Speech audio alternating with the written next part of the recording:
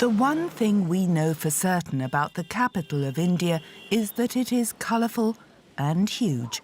15 million people are said to live in and around its impressive buildings. But the actual figure could be 20 or even 25 million. No one knows for sure. More and more people are migrating to this metropolis in India's northeast. In fact, just as they have done for centuries. The Muslim Mughals ruled from here. So did the British during the colonial era. Today, the city's destiny is determined by Indians who are as diverse as the stories they write.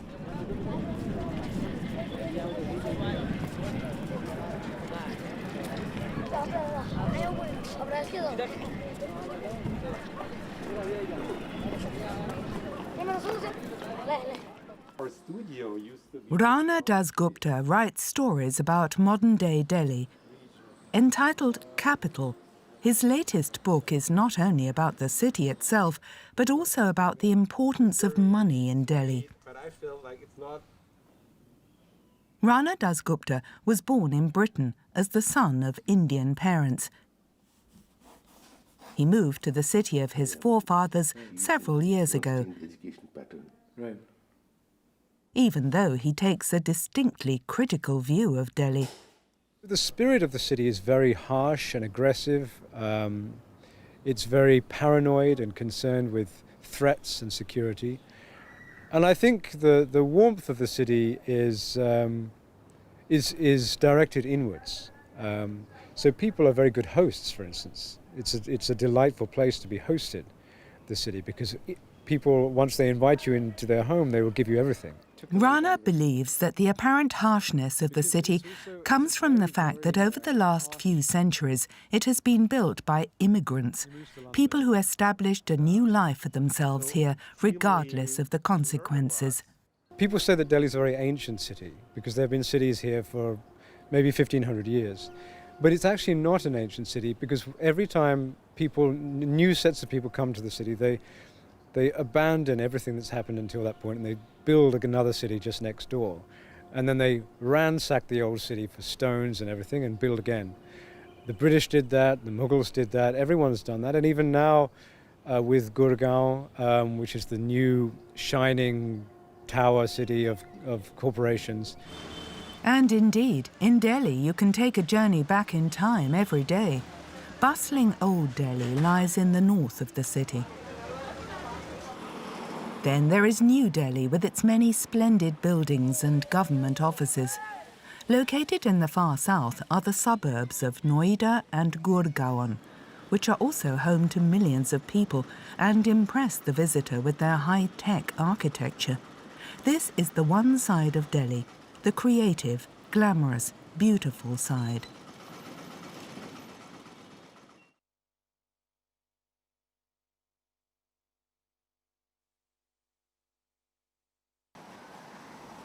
In Delhi, when work is over for the day and the temperature has dropped below 40 degrees, people head for the city's parks and lakes.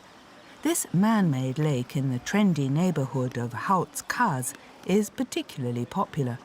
The water is too dirty for swimming in, but the lake is perfect for strolling around.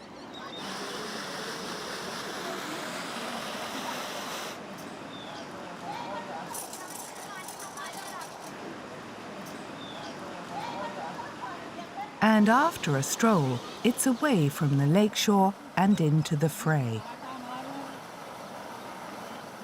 In Hamburg, they head for the Schanze, and in Munich, they head for Schwabing. Here in Delhi, party-goers make for Hauts Khas village. With its countless restaurants and music clubs, this is the epicenter of the capital's nightlife. But on this particular evening, it is not the rotating turntables that are the focus of attention, but a group of poets who are taking part in the very first Delhi Youth Poetry Slam. A poetry slam is a kind of competition for poets. Each presentation lasts a few minutes and is always extremely personal. The upper age limit for participants is 25. And with gratitude for the belief that was instilled. Till that day, my friend, don't give up. For this fight for your dream is true. Each time you find yourself even with a hiccup, Remember, Darwin, we believe in you and the dream.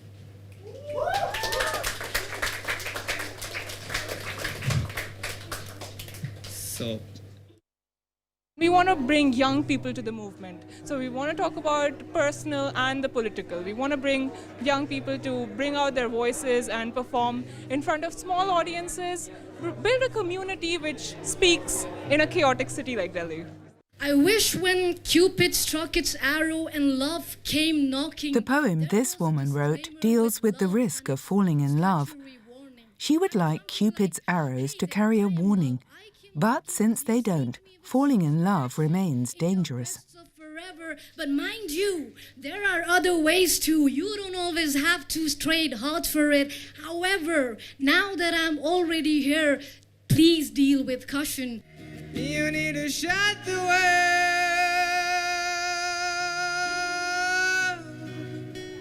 Here, the poem is presented as a song with guitar accompaniment. Painful lines about love and life. What else?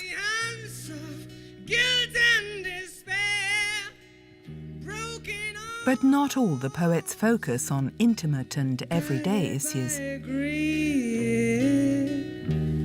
So we talk about gay rights, feminism.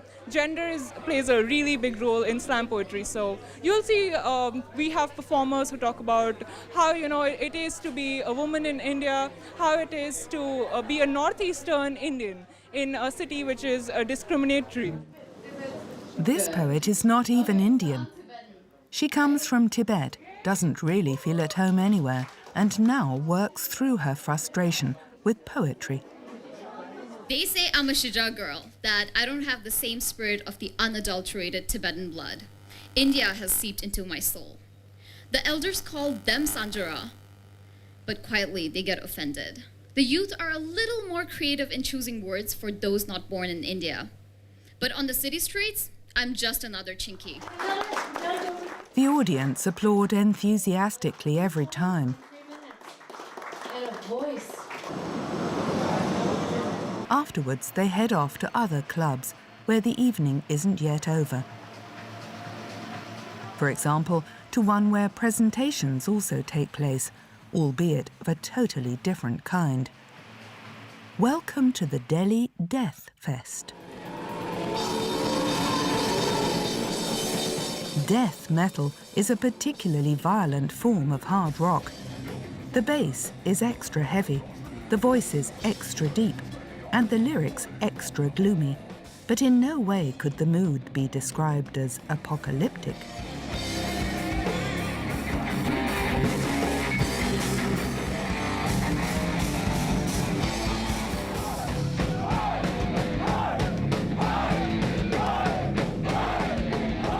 Abroad, it's more like a lifestyle. You will have older people, like you'll have people in their 60s, 50s also attending metal shows. Whereas in India, once they start working, once they have real jobs and they get married and all, they kind of quit metal. So metal is not there as a lifestyle. A death party as a fun event. That is how Ulf also sees things. He was born in Hamburg, but India has been his home for a long time now. As a side job, he sells records and fan articles. Ich bin mit 17 hier hingekommen. I came here when I was 17. What I can tell you about India is that the underground lives. Metal is always for the other side. India, too, has its problems, and many of the kids and even over 50s also need metal music to distance themselves from the mainstream.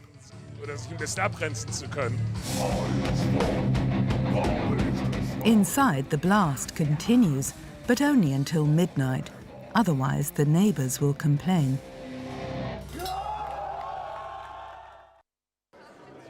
This is just the right place for those who like things quieter and more classical. A dance performance in a theatre in Delhi. Many of the audience are here for a particular reason.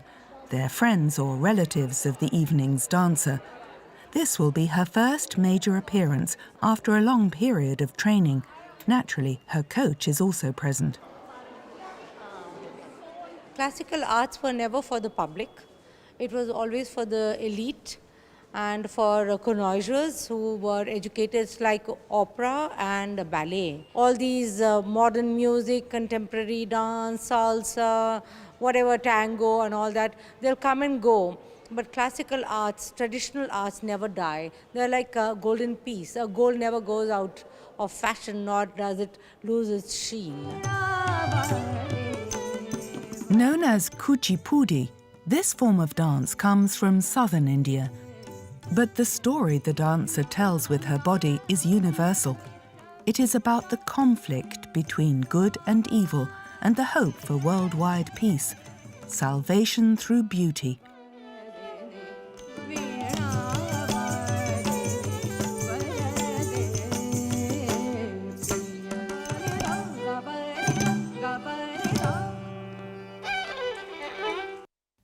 This place is a mix of classical culture and modern consumerism. The Kingdom of Dreams in the suburb of Gurgaon is an entertainment centre with an artificial sky and beneath it a boulevard on which you can visit every region in India in rapid succession in one day. Anyone who is tired of walking can sit down and enjoy a touch of Bollywood. The dance interlude, however, is merely an appetizer for the main attraction, the dream that many Indians, and even non-Indians, love to nourish most of all, the dream of Bollywood. Numbering more than 100, the dream characters are, of course, made of flesh and blood. Some of them have played in Zangura more than 1,000 times.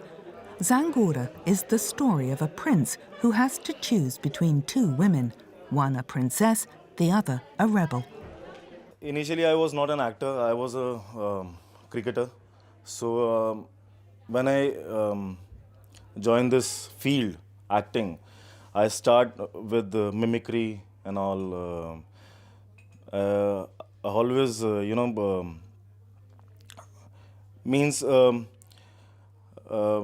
Bollywood films always inspired me. The way they made their films and all. Emotions, highly drama. So day by day, I get motivated from that films. I love theatre actually. In front of a camera, I feel as if I'm blocked. But I love stage. I love being on stage. I love the energy on stage. I love the fact that we only get one take. Everything is live. Even if you make a mistake, you have to live with it. So that's very challenging, and I just love stage. I love reaching out to the audience more. The best thing is you don't have to understand Hindi to understand this show, because it is very, very self-explanatory. You know exactly what's happening. It's simplistic in the storyline, but just wow in the way it's presented. So you don't even need to have your headphones on, or you don't need subtitles or any kind of a translator. You will just enjoy it because you will get to see Bollywood live. So yeah, come. In true Bollywood style, the show lasts for nearly 3 hours. The cast sing and dance, and there's a happy ending to celebrate. Torn between two women, the prince gets what he wants. First the love of the rebel, and then the hand of the princess in marriage. The audience is happy. After all, the environment in and around Delhi is so crass that dreams, at least, should be sweet and smooth.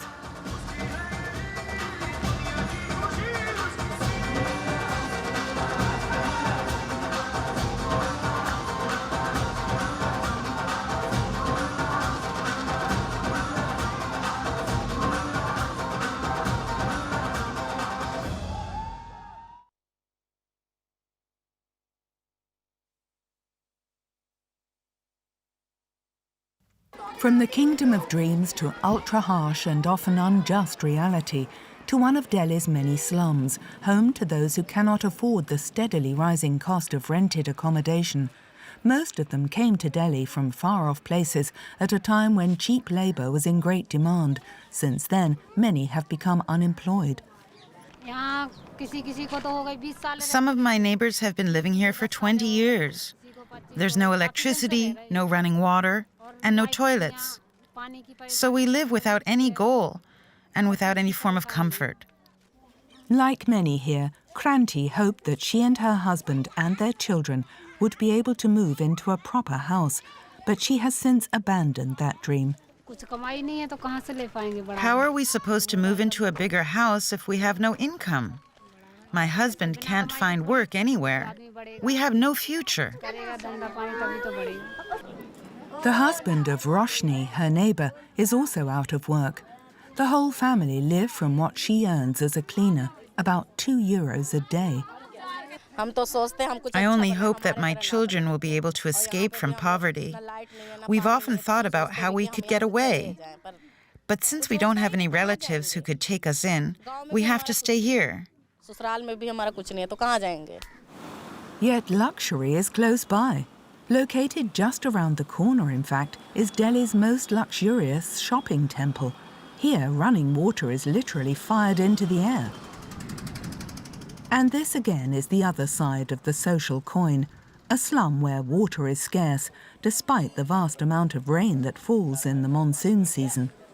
Since the rainwater mixes with the filth here, it's full of germs and not safe to drink. You won't find any water pipes here, only water stations where every now and then a truck with a water tank will stop. At the moment, though, there are none in sight. Every day we have to fight for the bit of water we can get, 2 or 3 canisters per family. That's nothing.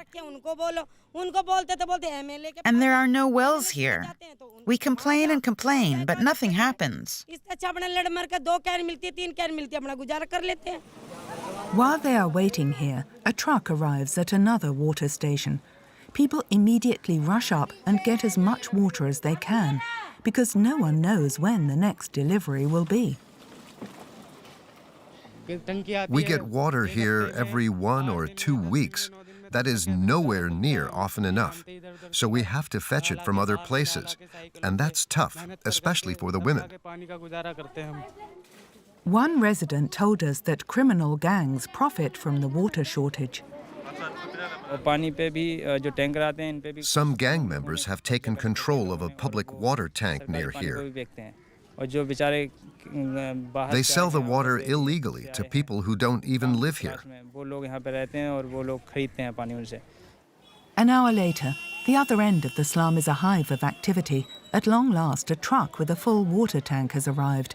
Not only in Delhi, for hundreds of millions of people throughout India, living from canister to mouth, so to speak, is the rule, because many settlements don't even exist officially. They mushroom without any functioning administration. Experts are calling on the government to take action. So what the government needs to look at is to strengthen its distribution system, if not through networks, if not through pipeline networks, it can make bulk storage points and from there on allow people to make their own user groups. As yet, however, there is no solution in sight, and the time-consuming procurement of water remains the fate of the poor. How can they or their children ever escape from grinding poverty when many hours every day are wasted in fetching it? The water situation is appalling. It takes forever for water to arrive, and when it does, there's chaos. The children have to help so they can't attend school. Fights break out, and the police have to intervene. It's madness. The women then carry their canisters home. The family's water requirements are covered for today. Tomorrow they'll have to ask around again to find out where water is available free of charge.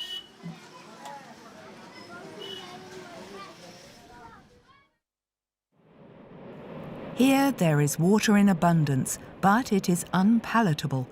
Flowing through Delhi is the Yamuna, the second biggest tributary of the Ganges, which for many Indians is a sacred river. The Yamuna is probably the most polluted river in the world. Hundreds of millions of litres of waste are dumped into it every day. The farmers who grow their fruit and vegetables along the banks of the river are very worried.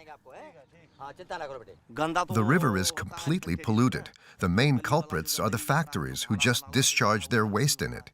You can't farm with water that's contaminated. It's a health risk. It's said that we use the filthy water, but that's not true.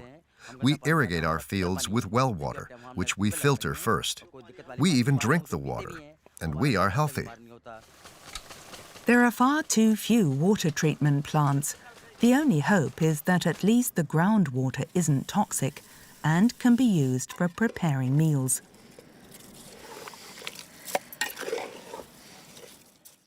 If I cook with water from the river, my children become ill. So we avoid the river and only use water from the well. But one environmental expert believes that farmers who grow their vegetables here are wrong in thinking themselves safe. So even if you take groundwater, there'll be some filtration, but it's not a complete prevention. And you will find same levels of toxicity. And that also has dangerous consequences for those who consume the vegetables. Since this is in the body of the vegetable, you cannot wash it off. There's almost nothing you can do about it. Cadmium affects the kidneys, and similarly other chemicals can be endocrine disruptors. They have long-term intergenerational impacts. They also can cause cancer. People who shop at the many markets have little idea of the risks. They don't even know where the produce comes from. They think it's enough to just clean it by hand, but that's wrong.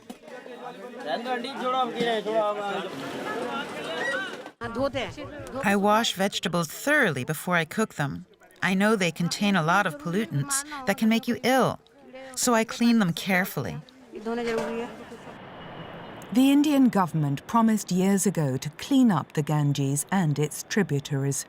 But so far little has been done, even though many Indians revere the Ganges as a goddess. As yet, it seems, too few people are bothered by the fact that this divine river is more like a sewer.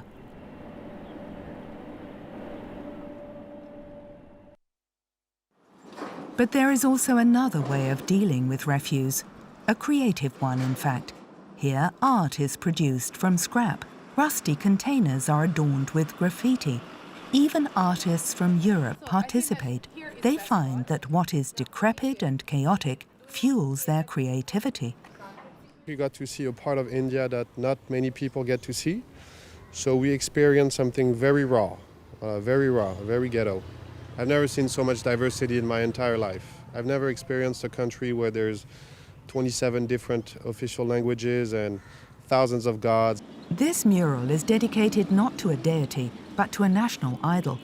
Of all places, Mahatma Gandhi, the peace activist, adorns the facade of the police headquarters. His portrait was painted many years ago by a German. It marked the birth of Delhi's street art movement. It also gives some kind of a hope to the people and to this community, which is generally very neglected and things like that. Yeah. Like these children who can't get enough of seeing top-class international art in their neighborhood. Simply amazing. There's art everywhere, he says. Artists come here from all over the world. It's great.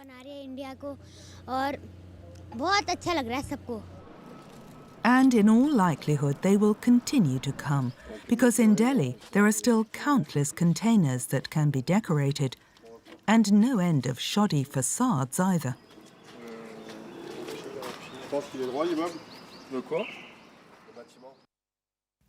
If there are protests about environmental pollution and injustice anywhere in Delhi, then this is the most likely place. Yet at first glance, everything seems so laid back and unpolitical. An oasis at the heart of a congested metropolis of over 15 million people. This is the JNU, an elite university. Many of its 8,000 students, as well as a large number of its professors, come from the lower social classes, so it's no surprise that ideologically the JNU leans to the left. Fighting slogans and revolutionary icons adorn the walls. At the moment, the students are turning against India's government and its Hindu nationalist policies. We are opposed to the government's economic policies. We are opposed to the government's politics. The way it is pursuing a politics of hatred, a politics of communalism and caste injustice. That is something we are opposed to, and we've repeatedly raised our voice. Things were getting really bad then. I mean, there were lots of conversations to be had with parents also who were scared and who didn't want us to take strong positions because everyone was targeting students one by one, from the administration to the police, everybody. Even universities outside India also came in our solidarity. So we do believe that it's a very strong message, it's a strong movement which is including a lot of youth, a lot of young people, a lot of like-minded people together. The movement is headed by the man who sparked off the protests. Kanhaiya Kumar is the leader of the All India Student Federation. After attending a rally against the execution of a Kashmiri separatist, he was accused of sedition and arrested. Kumar was released on bail and now rails against the government. This fight is for social justice at the university and elsewhere. It is about saving democracy in our country.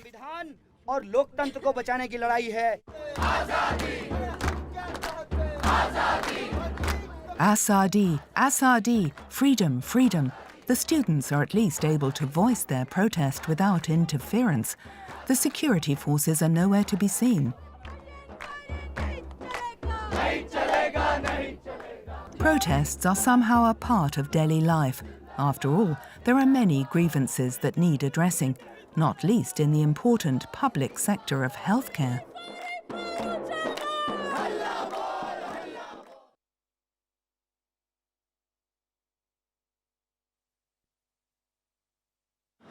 Once again, Delhi is under a blanket of smog. The problem is particularly bad at the cold time of year. People cough and complain of headache and say their eyes are burning. Everybody is falling ill because of the ambient air quality which has decreased.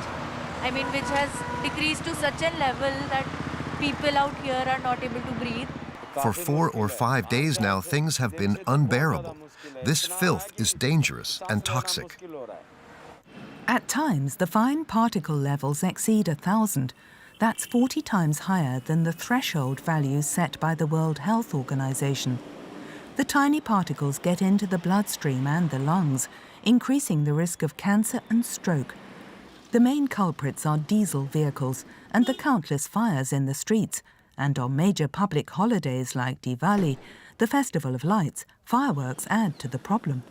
Experts are calling for a sustainable policy to combat smog. There should be zero tolerance for waste burning and dust and the pollution that happens from construction activity. But at the same time, we need to scale up public transport system so that the growing dependence on personal vehicles can be reduced. But the situation will not improve quickly. Smog-related illnesses will become more common.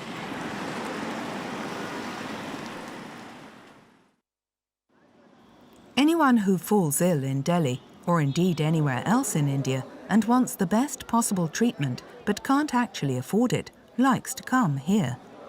With a name almost as long as the patient's waiting list, the All India Institute of Medical Sciences Delhi is known for short as AIIMS. Treatment here is free, so even those who cannot afford health insurance, and that applies to most people in India, can come here and be seen by the best doctors. One of them is trauma specialist Dr. Amit Gupta, who is also the hospital's spokesperson. AIIMS is an institution everybody wants to come. Even for trivial problems, they would like to come and get treated at AIIMS. Primarily because the quality of care, the general public has faith in it. So in the sense, you can say we are victims of our own, sort of excellence. But you're right, we are struggling with the patient load and the numbers. We would want that the other hospitals also take up the load of AIIMS, and therefore the Government of India is deciding to make more such AIIMS-like institutions in India. Outside his consulting rooms, there are crowd scenes you'd normally associate with a sports event. But where these people are concerned, far more is involved. Several patients have just arrived and are waiting for their first diagnostic appointment. Others have already been diagnosed and have come back to begin their treatment. The waiting period can be up to 2 years.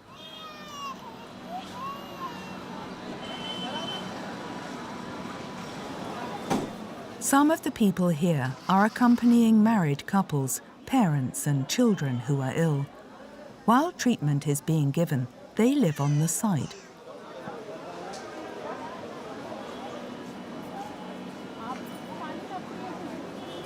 Some of them wait out in the open.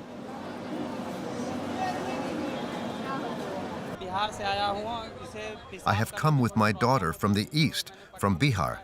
My daughter has major problems with her bladder, but I couldn't afford to have her treated, so we came here to get the finest treatment. I have a kidney problem. I came here a month ago, but I didn't want to wait to have all the many tests. So I returned to my village, but my situation deteriorated. That is why I have come back. However, I haven't been able to get a bed, so I'll just have to see how I get on. I live 500 kilometers away. I have problems with my kidneys and my liver. I have been to lots of hospitals already, and because none of them could help me, I was sent here. I've been having tests for a month now. I'm waiting for a diagnosis. My husband has been having treatment for the last 6 years. He has cancer of the larynx. The treatment here really helps him. It's not easy to get an appointment, except in an emergency. But then things move quickly. Still, I'm satisfied. In contrast to the basic accommodation, the system here is highly modern. Patients can register at computer stations. They receive login data and are then allocated the next available appointment. Most of the patients are extremely grateful, but not all of them. This girl has tuberculosis. Her father is furious. We wait and wait, but nothing happens. First, she was supposed to have a blood test, then a hearing test. Suddenly, we were also expected to pay, not for the treatment, but for the laboratory costs. 500 rupees, about 14 euros. But I don't have that kind of money. In Delhi, things look totally different for people who don't have any financial worries. As a rule, it is not AIMS they turn to, but one of the many private hospitals.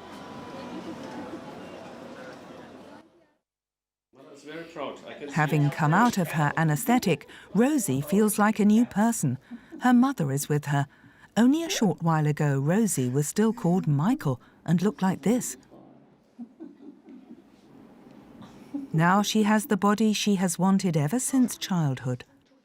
To be honest with you, I've always been a female. And from birth to the age of 10, everybody thought I was a girl. But we're FaceTiming about 3-4 times a day. In England, where she lives, the operation would have cost around 50,000 euros. Here she will pay only a tenth of that to this specialist. Dr. Kaushik is a cosmetic surgeon who specializes in sex change operations. Here he's talking to another patient. The procedures are very, very affordable as compared to the Western countries and even in Thailand. And this is specifically, every patient always looks for the quality also, services also, and the safety also. Both the things, if you combine the highest possible quality and affordability, India, I think this is becoming #1 now. Once a bourgeois-looking grandfather, Dale from the United States has become transformed, almost unrecognizably, into the flamboyant Betty. They have to spend several years undergoing hormone therapy, psychological evaluation, and all that before you can even try to get surgery. Because you have to have a letter from one psychiatrist and one psychologist to be able to submit to the clinic. I feel wonderful. I feel great. There is no outward indication that this small private clinic is where people can change their sex. In India, too, that is something that would meet with disapproval. Officially, transsexuals are treated with tolerance. They're acknowledged as a third sex. But this human rights activist, herself a transsexual, says there is a lot of discrimination. We people are such hypocrite. We see, If some outsider is doing something, whether it is right, wrong, or whatever according to our perception, is okay, we give it damn care. But our family should not do anything because we have our own prejudice. Rosie, who will soon be flying back to England, doesn't have that problem. She has her mother's full support. I love you, Mum, she says time and again. Thanks for supporting me on my journey, even when it leads to India.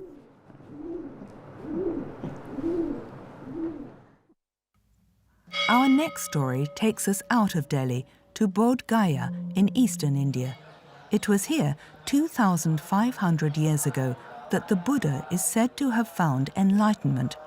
Even today, thousands come here in search of inspiration and health for body and soul. But anyone who's seriously ill, and perhaps poor as well, is in a really poor position. Outdated and overcrowded, the local hospital is typical of those in the region as a whole. For every 10,000 patients, there is roughly one hospital bed and one doctor with often dubious qualifications. That, at least, is the view of farmer Jadu Yadav. He lives in a village 20 kilometers away. For months now, he has suffered from stomach pains and attacks of fever. He is now getting ready to see a doctor. The man is an expert, but he lives far away in the capital, Delhi. Jadu and his mother are excited. It's great to know I'll be talking to a real specialist. I'm certain he'll prescribe something that will help me. Neetu, a neighbour of his, will also be going along for a consultation. She has chronic pain in her wrists. Jadu has told Neetu that the consultation will only cost €1.50, something even poor people from the countryside can afford. There is no doctor at all in our village, and those in the next village are no good. However, that is where a telemedicine centre was opened not so long ago. Jadu and Neetu are walking the 5 kilometres to get there, even though every step is painful for him. 1,000 kilometres to the west, numerous high-tech firms have settled on the outskirts of Delhi. Dr. Avnish Gautam works at a health centre that offers online consultation for poor regions. Its services are subsidised by the state. Avnish and his colleagues are aware of the limitations of technology and that often they can only scratch the surface with their long-distance diagnoses. Honestly speaking, this is a bit tricky at times, and because when the patient is in front of you, you can just examine whatever you want, whatever you have your doubts. But when he's not in front of you, when you can just see him, not he's not sitting there. So it's a bit difficult at times. Everything is ready for the virtual consultation. All that's needed now are the patients themselves. Jadu and Neetu have now arrived in the neighbouring village. They pass by the practice of the local doctor. All they see of him are his feet, but they would rather do without his services anyway. However, the entrance to the telemedicine centre doesn't look too promising either. The Silicon Cyber Cafe, as it's known, offers various digital services, including access to the teledoctor. Its operators are trying to establish a connection to Delhi. If the doctors don't go to the villages have to go to the doctors. What's best of all, the doctors are available 24/7. All you need is an internet connection. But despite the help of a technician, it takes half an hour to establish the link, and the consultation takes as long again because sometimes there's no sound and then no picture. Using his mobile phone because the computer microphone isn't working, the doctor asks Jadu if he sometimes feels nauseous. Jadu says yes, he sometimes has to vomit. This has a very bright future, provided there are some improvements in the connectivities and different internet problems in India. But the future looks pretty bright to me. Jadu would like to have spoken longer to the doctor, but in the meantime, more and more patients are waiting for him to finish.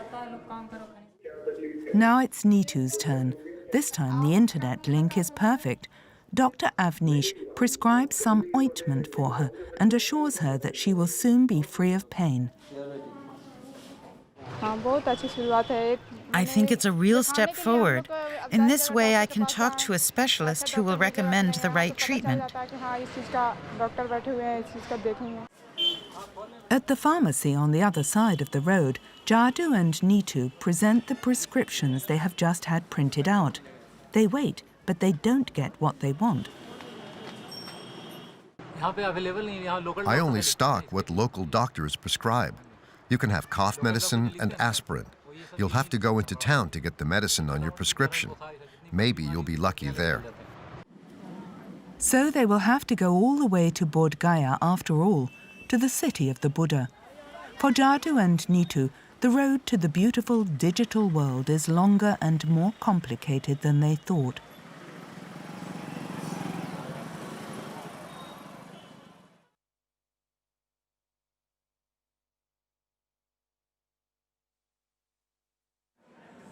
In Delhi, anyone wanting to share a beer with friends and drink to their health has plenty of places to choose from, like the beer cafe.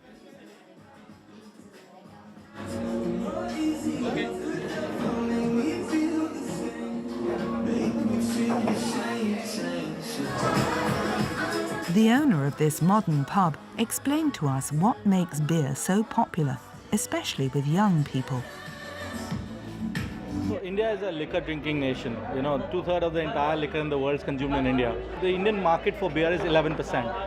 The good news here is that you've got a lot of leeway where the highest growth that's coming in any liquor sector is coming in beer. This restaurant specializes in German beer, and the beer that is served here complies with Germany's ancient purity decree.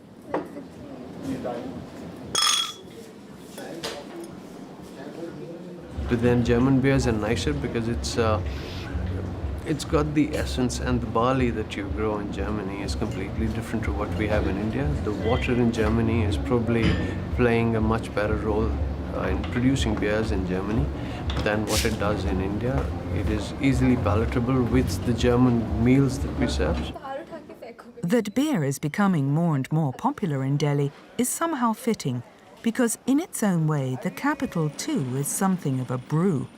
For some tastes and souls, it's sometimes a tad bitter, and in its own way, Delhi is definitely intoxicating.